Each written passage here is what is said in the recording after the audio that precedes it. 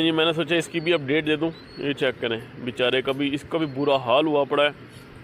हालांकि मैं खुद नहीं समझ आ रही कि यार ये इसको क्या हो गया। हालांकि ये बिल्कुल ठीक था, इसको सिर्फ 2 जगह ही काटा हुआ था। मैं समझ रहा था बस 2 जगह ही काटा है तो कोई बात नहीं, ये छोटे छोटे दाने हैं, ये जब बड़े हो जाएंगे, पक जाएंगे तो इन दानों को मैं निकाल दूंगा। लेकिन ये समझ नहीं आ रही। देखें अब बेचारे का पूरा मुंह भर गया। लेकिन बहरहाल फिर भी जो पहले जो बच्चा था उससे तो कम ही है। और निकला तो हमारे पास ब्लू बार ही है। मैं आपको कह रहा था ना ब्लू बार आएगा। इसकी बार जो है ना वो बाद में बन जाएंगी। तो बार अब